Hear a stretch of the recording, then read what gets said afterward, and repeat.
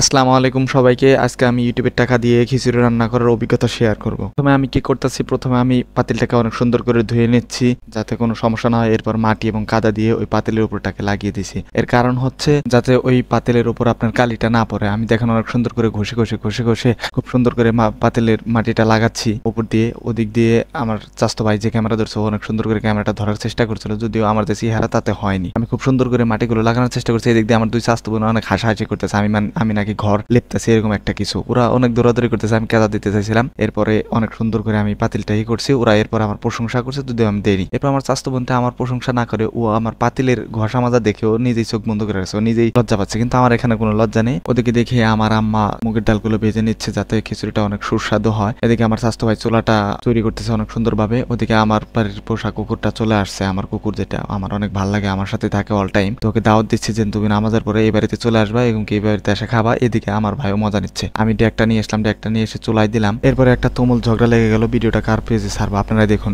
না এটা কিন্তু খারাপ হয়ে যাবে। না না, তোমার ব্যক্তিগত মতামত প্রকাশ করো। ব্যক্তিগত মতামত ভিডিওটা আমার, আমি নিই না না না এটা হবে না।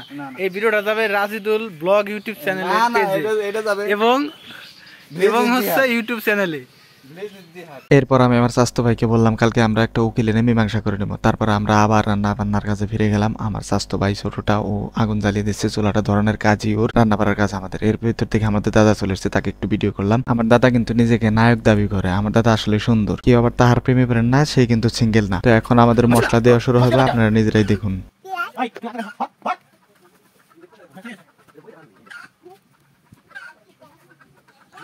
এটা হচ্ছে তেল। না না, তোমার সর্ব নিচে কর।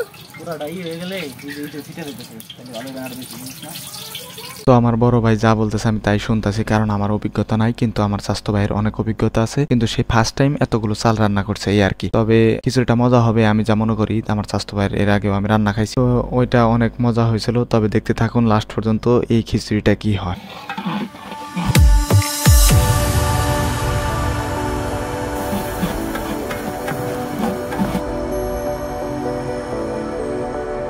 দেখেন কি সুন্দর করে বাবুসি তার চমৎকার হাত দিয়ে রান্না বাড়া শুরু করে দিছে। দেখেন